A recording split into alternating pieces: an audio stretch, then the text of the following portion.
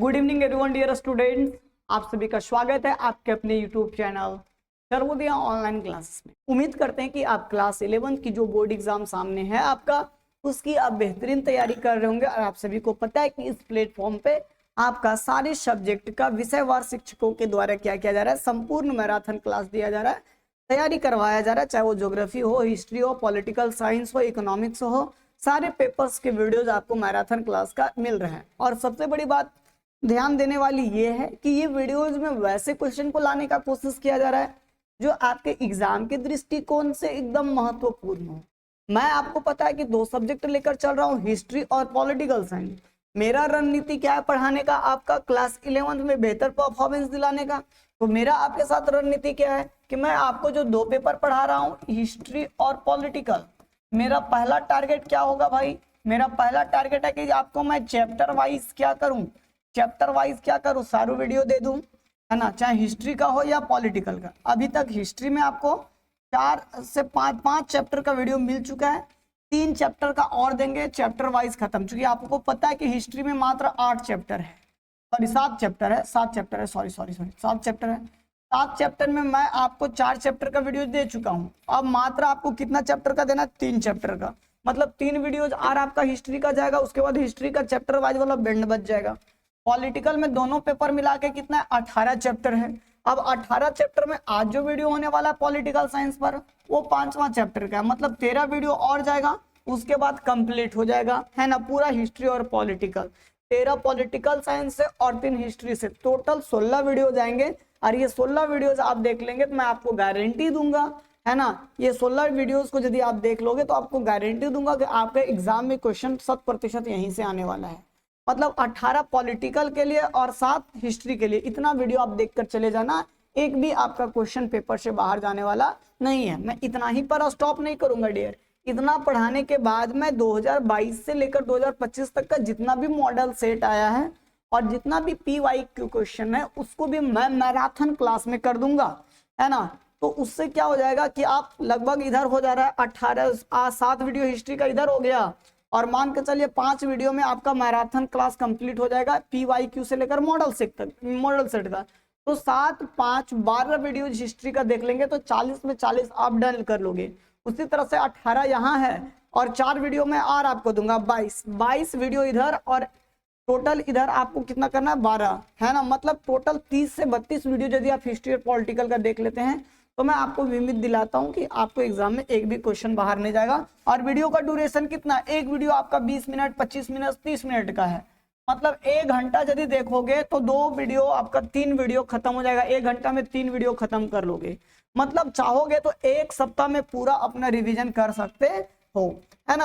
अभी तक आप सारे सब्जेक्ट का तैयारी नहीं कर पाए तो चिंता करने की कोई बात नहीं है।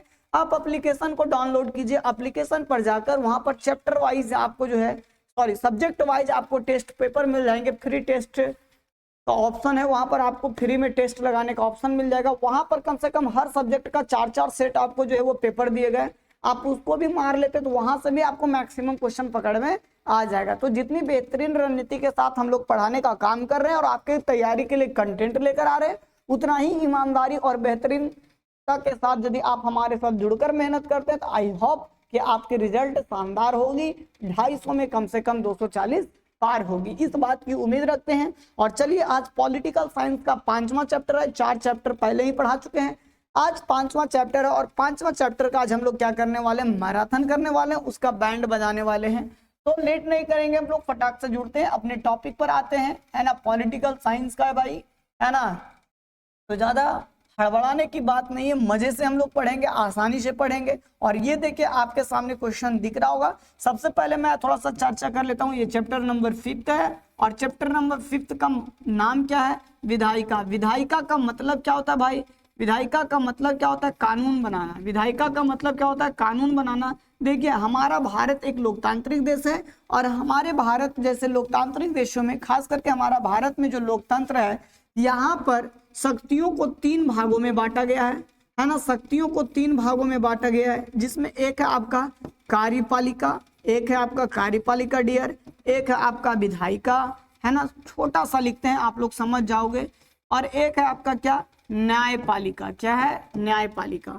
इसी को कहा जाता है सरकार के 3 प्रमुख अंग। यदि क्वेश्चन आपसे पूछे कि सरकार के कितने प्रमुख अंग है तो 3 है, कार्यपालिका है, विधान है ना, विधायिका है और न्यायपालिका है। यदि ये भी क्वेश्चन पूछे कि लोकतंत्र में शक्तियों को कितने भागों में बांटा गया है तो 3 भाग में बांटा गया है, कार्यपालिका, विधायिका और न्यायपालिका है ना। तो इसमें से 4th चैप्टर था आपका कार्यपालिका, 5th चैप्टर है विधायिका और 6th चैप्टर है न्यायपालिका। तो मैंने कार्यपालिका के संदर्भ में आपको पढ़ा दिया है। कार्यपालिका का मेन काम होता था कानून को लागू करना।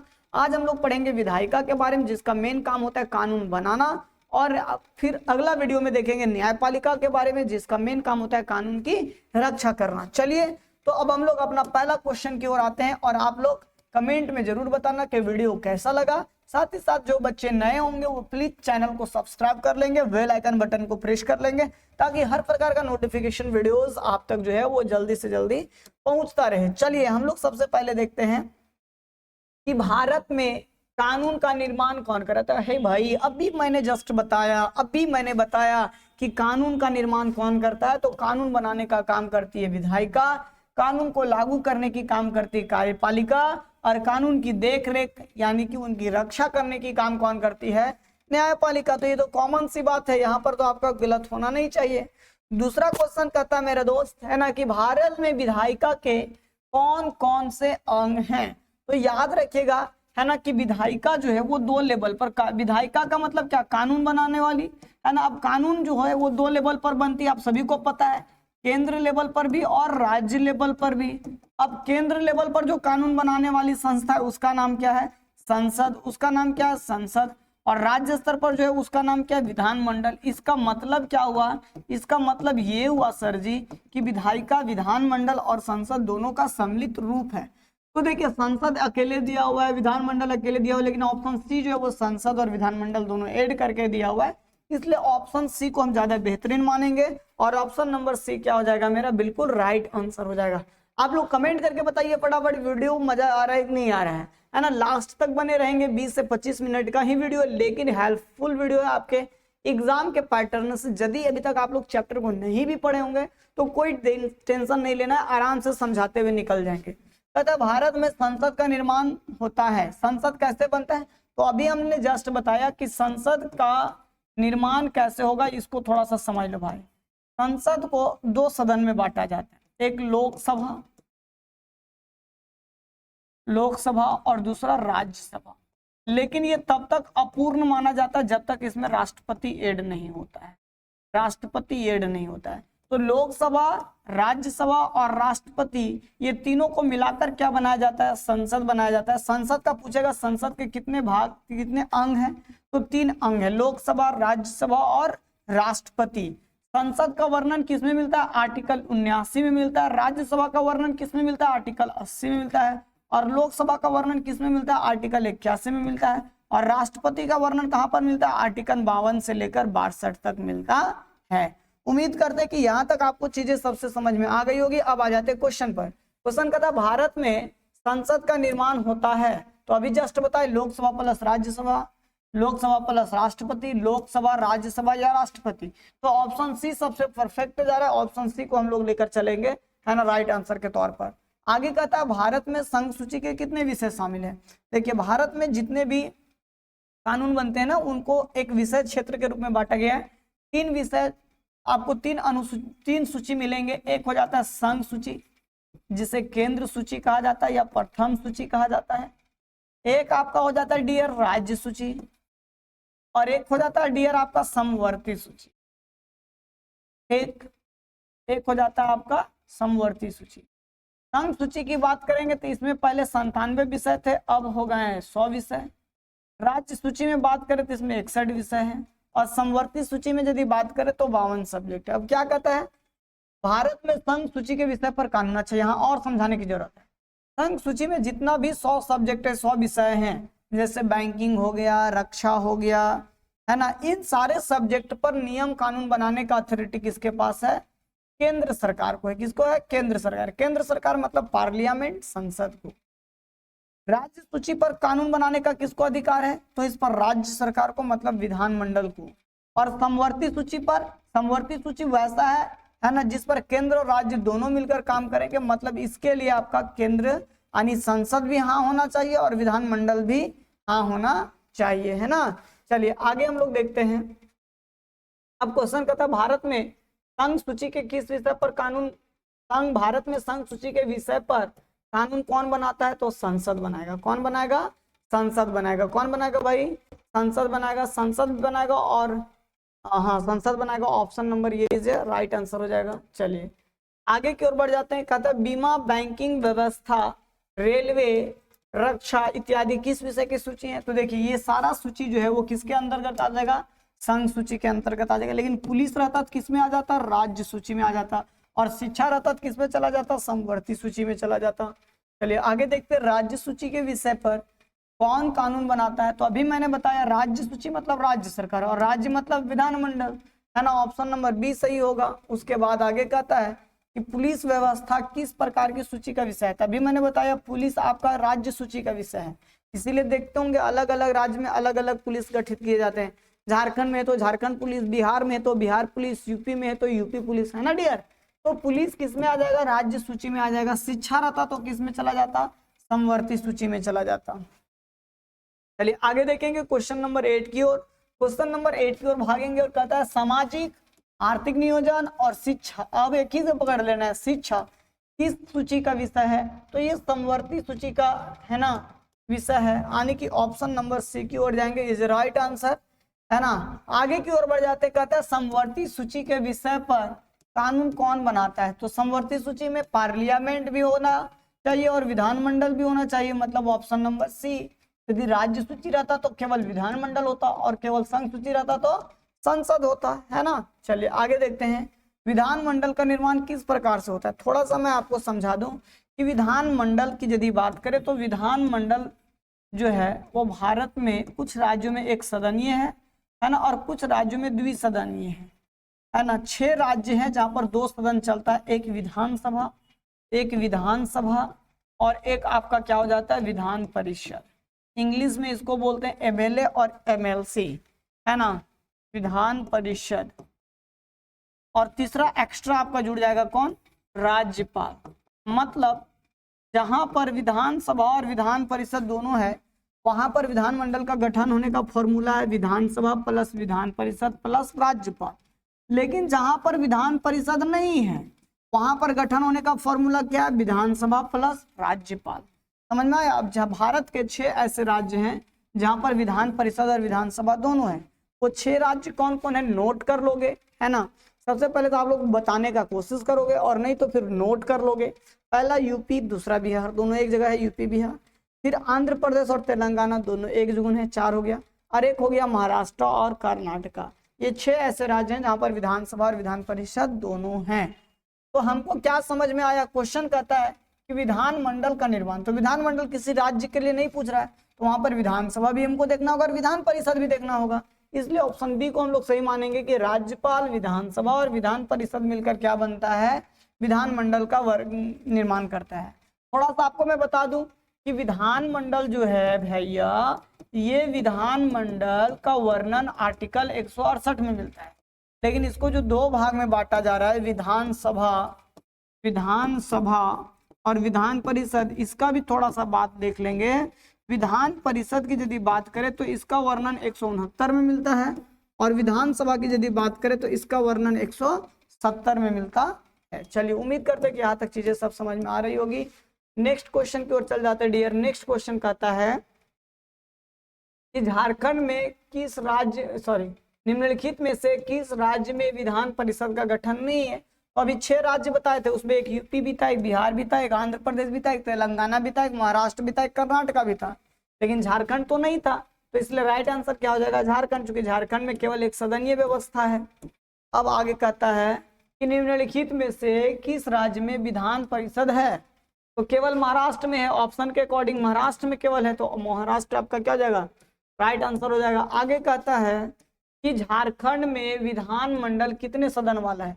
तो झारखंड में 1 सदन वाला है, केवल विधानसभा है। आंसर हो जाएगा ऑप्शन नंबर ये। आगे कहता है डियर कि झारखंड में विधानसभा सीटों की संख्या कितनी है। तो याद रखेंगे विधानसभा सीटों की संख्या कितनी है? 81 है। लोकसभा सीटों की संख्या कितनी है? 14 है। और राज्यसभा सीटों की संख्या 6 है। क्वेश्चन पूछ देगा कि झारखंड में राज्यसभा सीटों की संख्या कितनी है? 6। लोकसभा सीटों की संख्या कितनी है? 14। और विधानसभा सीटों की संख्या कितनी है? 81 है ना। तो इस बात को आप लोग क्या करेंगे? याद रखेंगे। आगे की ओर बढ़ जाते हैं। कहता है कि झारखंड में राज्यसभा सीटों की संख्या कितनी? लो आ गया क्वेश्चन। राज्यसभा सीटों की संख्या कितनी है? 6। और राज्यसभा के सदस्य बनने की न्यूनतम उम्र आयु कितनी भाई? 30 वर्ष। न्यूनतम उम्र आयु कितनी है? 30 वर्ष। आगे देखते हैं। कहता है झारखंड में लोकसभा सीटों की कुल संख्या कितनी है? तो झारखंड में लोकसभा की सीटों की कुल संख्या कितनी है? 14। और लोकसभा सदस्य बनने का न्यूनतम उम्र कितना भैया? 25 साल है। कितना है? 25 साल है ना। आगे कहता है कि लोकसभा कितने सदस्य जनता द्वारा चुने जाते हैं? लोकसभा में कितने सदस्य जनता द्वारा चुने जाते हैं? आपको पता है कि अब भारत में 2 एंग्लो इंडियन वाला सिस्टम को हटा दिया गया है। अब भारत में टोटल लोकसभा सीट कितना बचा? 550। अब 550 में क्या है उसको देखेंगे। 550 में हम लोग क्या देखेंगे, है ना। तो 550 में हम लोग क्या देखेंगे कि 550 का क्या हो जाएगा? आपका चुनाव होगा। 550 का क्या होगा? आपका चुनाव होगा, जिसमें से 530 राज्य से आएंगे और 20 केंद्र शासित प्रदेश से आएंगे। इस तरीके से टोटल कितना हो जाएगा? 550 हो जाएगा। यहाँ क्वेश्चन क्या है? लोकसभा के कितने सदस्य जनता द्वारा चुने जाते हैं? तो कितने सदस्य चुने जा सकते हैं? हालांकि यहाँ बोल दिया चुने जाते हैं, तो अभी 543 चुने जाते हैं, लेकिन चुने जा सकते हैं कितना? 550 चुने जा सकते हैं। ठीक है। लोकसभा सदस्यों की कुल संख्या यदि पूछ दे कि वर्तमान समय में कितना है, तो 543 चुना गया है और 2 मनोनीत है, उसको लगाकर 545। क्वेश्चन ध्यान से समझिएगा। यदि क्वेश्चन पूछा कि लोकसभा में कुल सदस्यों की संख्या कितनी है, तो 545। 545 कैसे? तो 543 का चुनाव हुआ और 2 मनोनीत हुए। अधिक क्वेश्चन पूछ दे लोकसभा में निर्वाचित सदस्यों की संख्या कितनी है, तो 543, क्योंकि 2 मनोनीत को यहाँ पर ऐड नहीं करेंगे। और अधिक क्वेश्चन पूछ दिया कि लोकसभा में कुल सदस्यों की संख्या कितनी हो सकती है, तो 550। ओके, चलिए आगे की ओर बढ़ जाते हैं मेरे डियर।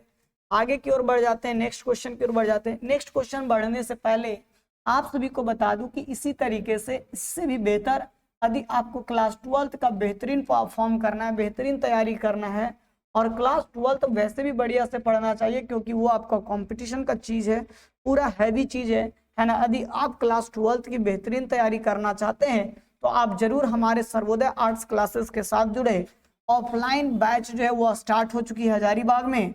जो भी बच्चे जुड़ रहे हैं वो जानते होंगे हजारीबाग, या आपका सीनियर, आपका कोई साथी, आपका कोई जूनियर यदि हजारीबाग में पढ़ता है तो उसको सजेस्ट कीजिएगा कि हजारीबाग में जाकर 10 अप्रैल से न्यू बैच स्टार्ट हो रही है ना। वहां पर बैच को क्या करें, ज्वाइन करें। अधिक जानकारी के लिए आप ये नंबर है उस पर संपर्क कर सकते हैं। हजारीबाग में मेरा 2 जगह बैच चलती है, एक बुढ़वा महादेव में, एक बाबू गांव में। यदि आपको ये ऑफलाइन क्लास आना है, 10 तारीख से स्टार्ट होगा।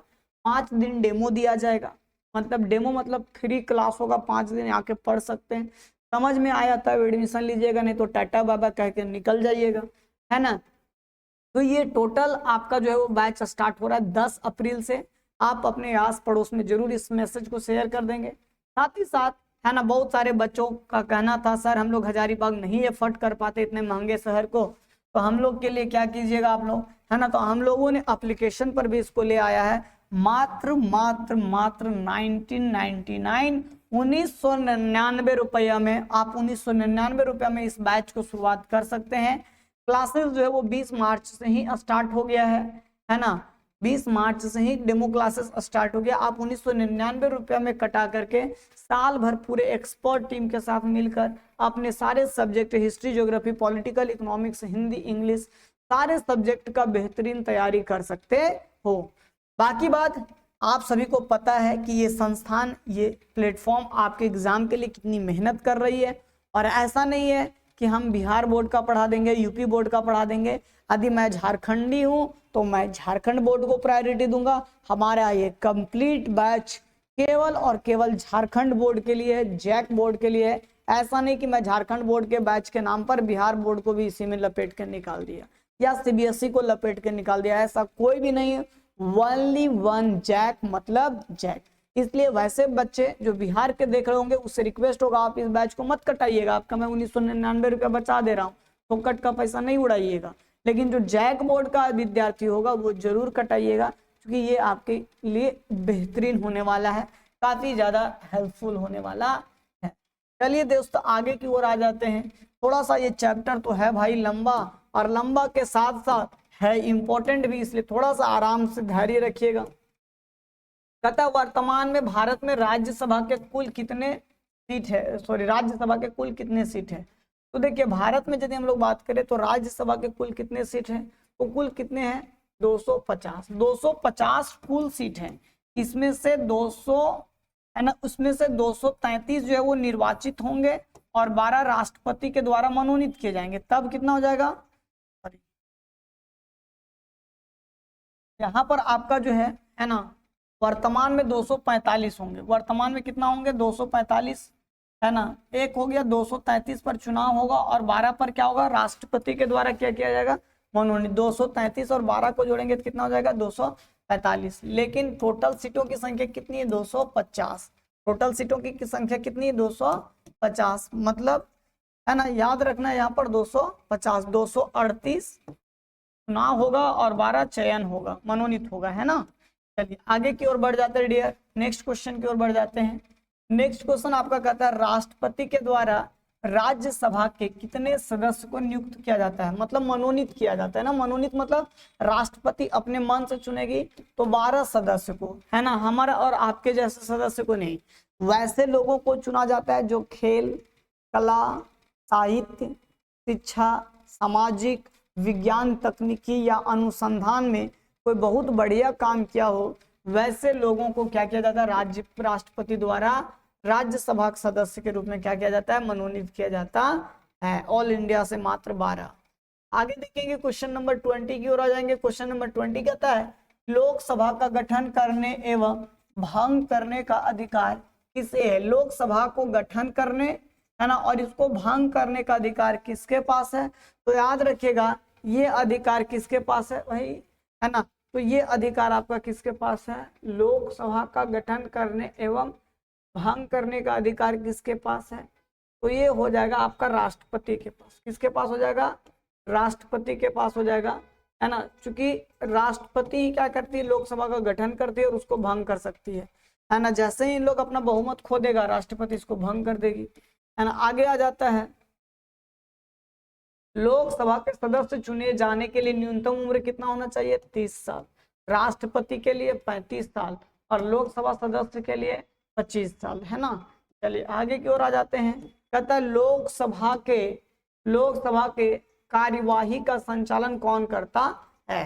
तो लोकसभा के कार्यवाही का संचालन कौन करता है ना, मतलब लोकसभा में जब लोग बैठते हैं तो उसका कोई संचालन करता होगा ना। आप लोग देखते होंगे लोकसभा का मीटिंग का वीडियोज वगैरह वायरल होता है, शॉर्ट वीडियो, तो उसको हैंडल कौन करता है, लोकसभा अध्यक्ष। अब लोकसभा अध्यक्ष से 2 क्वेश्चन बड़ा इंपॉर्टेंट होने वाला है।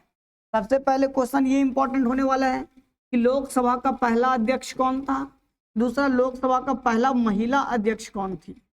तो याद रखिएगा लोकसभा का पहला अध्यक्ष जो है वो जीवी मावलंकर थे, है ना, गणेश वासुदेव मावलंकर। और पहली महिला लोकसभा अध्यक्ष कौन थे, मीरा कुमार।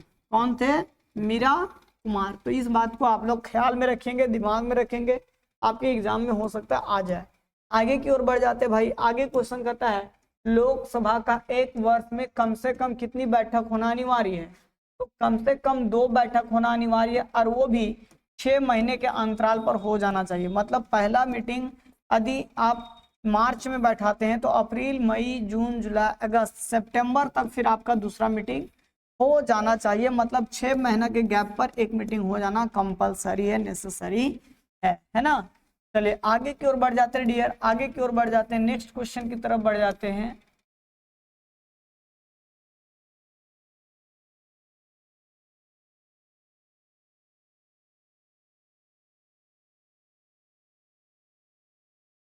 देखिए नेक्स्ट क्वेश्चन आपके सामने है कि लोकसभा के 2 बैठकों के बीच का अधिकतम अंतर कितना हो सकता है।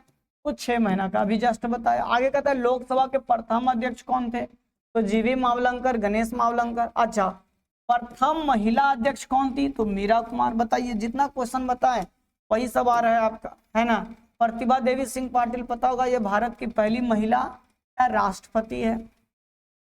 आगे देखेंगे लोकसभा का गठन राष्ट्रपति द्वारा कितने वर्षों के लिए किया जाता है, तो 5 वर्ष के लिए। 5 वर्ष के उपरांत इसको भंग कर दिया जाएगा और पुनः चुनाव कराया जाता है ना।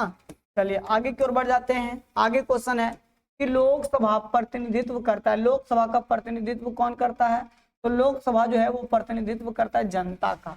हाँ, यदि राज्य का प्रतिनिधित्व रहता तो राज्यसभा, राज्य का रहता तो क्या हो जाता, राज्यसभा। इसलिए 28 का आंसर राइट क्या हो जाएगा, बी हो जाएगा। 28 का राइट आंसर क्या हो जाएगा, जनता, क्योंकि जनता ही लोकसभा के सदस्य को चुनकर भेजती, इसलिए है ना लोकसभा को जनता का सदन भी कहा जाता है। और राज्य का प्रतिनिधित्व कौन करता है, राज्यसभा करता है। आगे कहता है राज्यसभा के सदस्य बनने के लिए न्यूनतम आयु कितना चाहिए, 30 साल चाहिए। कितना चाहिए भाई, 30 साल चाहिए। आगे देखते हैं, नेक्स्ट क्वेश्चन की ओर बढ़ जाते हैं। कहता है कि लोकसभा तथा राज्यसभा का संयुक्त बैठक कौन बुलाता है ना। लोकसभा और राज्यसभा का जो संयुक्त बैठक है वो कौन बुलाता है, तो याद रखेंगे वो बुलाने का अथॉरिटी किनके पास है, राष्ट्रपति के पास है ना। लोकसभा तथा राज्यसभा के संयुक्त बैठक की अध्यक्षता कौन करता है, तो इसकी जो अध्यक्षता पूछेगा तो अध्यक्षता करता है लोकसभा अध्यक्ष, लेकिन ज्वाइंट सेशन बुलाता कौन है, राष्ट्रपति। ज्वाइंट सेशन मतलब लोकसभा और संयुक्त राज्यसभा दोनों का संयुक्त बैठक। कहता है कि लोकसभा का कौन सा सदन है, लोकसभा को कौन सा सदन कहा जाता है, प्रथम सदन, द्वितीय सदन, उपरोक्त तो दोनों या इनमें से कोई नहीं। तो याद रखेंगे लोकसभा को क्या बोला जाता है, प्रथम सदन बोला जाता है।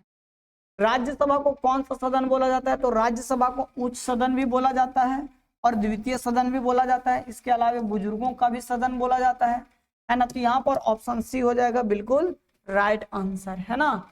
चलिए बाकी बात आगे की ओर बढ़ जाते हैं। 2 क्वेश्चन और हम लोग देखेंगे। कहता है कि लोकसभा प्रतिनिधित्व करता है किसका, जनता का।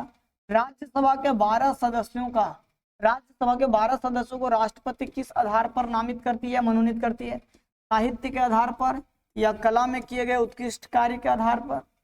दूसरा ऑप्शन है आपका साहित्य एवं विज्ञान के क्षेत्र में किए गए उत्कृष्ट कार्य के आधार पर, साहित्य, विज्ञान, कला, समाज सेवा, खेल इत्यादि के आधार पर। इनमें से कोई नहीं। तो यहाँ पर ऑप्शन सी आपका ऑथेंटिक होगा, क्योंकि इसमें सब चीज ऐड है, साहित्य भी है, विज्ञान भी है, कला भी है, समाज सेवा भी है, खेल है, ये सारा चीज आपका क्या हो जाएगा, राइट आंसर हो जाएगा।